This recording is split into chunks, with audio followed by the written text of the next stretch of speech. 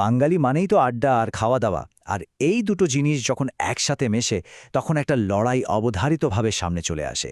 প্রজন্ম ধরে চলে আসা এই লড়াই চায়ের কাপ থেকে শুরু করে ডাইনিং টেবিলে ঝড় তোলে। তো প্রশ্নটা খুবই সোজা, কিন্তু উত্তরটা মোটেও সোজা না। ঢাকা নাকি কলকাতা, সেরা রান্নাটা কার? চলুন আজকে এই জিভে জলানা বিতর্কের একেবারে ভেতরে ঢুকে পড়া যাক। আর হ্যাঁ, এটা কিন্তু শুধু স্বাদের লড়াই না, এর সাথে জড়িয়ে আছে আমাদের ঐতিহ্য, আমাদের পরিচয়। ভাবলে অবাক লাগে, তাই না? দুটোই তো আদতে বাঙালি রান্না, কিন্তু মাঝখানে একটা নদী, পদ্মা, আর অবশ্যই ইতিহাস। এই দুটো মিলেমিশে এক রান্নাকে কেমন দুটো আলাদা রূপ দিয়ে দিল। একদিকে মিষ্টি মিষ্টি ভাব, আর অন্যদিকে ঝালের ঝংকার। আর এই বিভাজনের পেছনে সবচেয়ে বড় কারণটা কি? হ্যাঁ, ১৯৪৭ সালের দেশভাগ।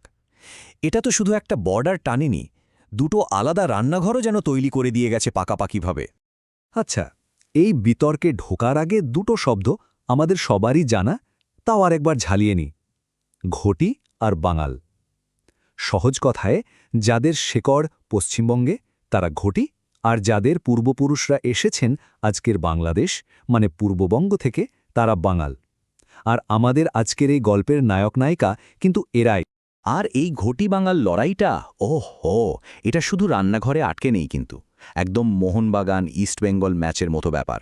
ফুটবলের মাঠ থেকে শুরু করে ইলিশ চিংড়ির পাতে সব জায়গাতেই এই মিষ্টি একটা রেষারেষি চলতেই থাকে।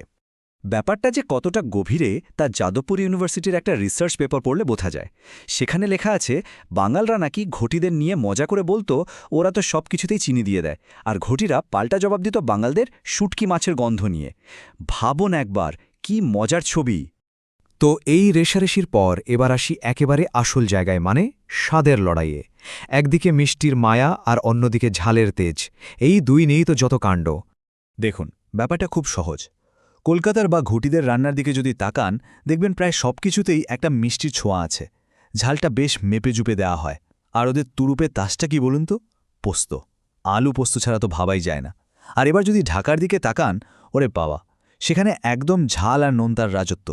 লঙ্কা আর সর্ষের ব্যবহারটা হয় একদম দিল খুলে। ভর্তা, শুটকি, এইগুলো হলো ওদের সিগনেচার আইটেম। স্বাদে এক্কেবারে যাকে বলে ফাটাফাটি। বাঙালি জীবনে অনেক আবেগ, কিন্তু সব আবেগকে ছাপিয়ে যায় সেটা হলো মাছের প্রতি ভালোবাসা। আর এই মাছের দুনিয়ায় যে মহারণটা চলে, তার একদিকে আছে ইলিশ আর অন্যদিকে চিংড়ি। বাঙালিদের কাছে মাছ মানেই পদ্মার ইলিশ, রূপলি শস্য। ওদের ব্রহ্মাস্ত্র হল সর্ষে ভাপা ইলিশ। গরম ভাতের ওপর যখন ওই সর্ষে লঙ্কা মাখানো ইলিশটা পড়ে, তার গন্ধে আহা, অর্ধেক পেট তো ওখানেই ভরে যায়। আর ঘটিরা, তাদের প্রথম প্রেম হল চিংড়ি। নারকেলের দুধের ঘন গ্রেভিতে সাঁতার কাটা চিংড়ি মালাইকারি, ওই হালকা মিষ্টি স্বাদ, উফ, এটা ছাড়া ওদের কোনো অনুষ্ঠানই জমে না। দুটোই সেরা, তাই তো লড়াইটাও এত কঠিন। কিন্তু এখানে একটা মজার ব্যাপার আছে, শুনবেন? অনেক কট্টর ঘটিও কিন্তু আড়ালে আবডালে মেনে নেয় যে পদ্মার ইলিশের স্বাদের সাথে কিছুর তুলনা হয় না। এটা হলো সেই ওপেন সিক্রেট আর কি। মাছের যুদ্ধ তো দেখলেন, এবার চলুন আরেকটা যুদ্ধক্ষেত্রে যাওয়া যাক। জায়গাটার নাম বিরিয়ানি। আর এখানেও ঢাকা বনাম কলকাতা, আর কি অদ্ভুত! দুটো শহরের বিরিয়ানির গল্প আর স্বাদ দুটোই একদম অন্যরকম। কলকাতার বিরিয়ানির গল্পটা বেশ সিনেমার মতো। সালটা ১৮৫৬। লখনৌয়ের নবাব ওয়াজিদ আলী শাহকে ইংরেজরা পাঠিয়ে দিল কলকাতায়। নবাব একা এলেন না, সাথে নিয়ে এলেন তার শাহী রাঁধুনিদের। আর তারাই জন্ম দিলেন এক নতুন বিরিয়ানির, যার আসল হিরো হল আলু। কেন আলু এলো তা নিয়ে অনেক গল্প আছে। কেউ বলে নবাবের তখন টাকার অভাব ছিল, তাই মাংসের সাথে আলু দেওয়া হতো। আবার কেউ বলে তখন আলু ছিল একটা বিরাট দামি এক্সটিক জিনিস। কারণটা যাই হোক না কেন, আজ তো ওই নরম তুলতুলে আলুটা ছাড়া কলকাতা বিরিয়ানিকে আমরা ভাবতেই পারি না, তাই? আর ঢাকার বিরিয়ানি, সেটার ইতিহাস আরও পুরনো। একেবারে ১৬০০ সালের মুঘল আমল থেকে চলে আসছে। ওদের স্পেশালিটি হলো কাচ্চি, মানে কাঁচা মাংস আর চাল একসাথে মশলা দিয়ে ঘণ্টার পর ঘণ্টা ধরে দামে রান্না করা হয়। এর ফলে যে স্বাদটা তৈরি হয় সেটা অনেক বেশি জোরালো। মাংসটা হয় একেবারে মাখনের মতো।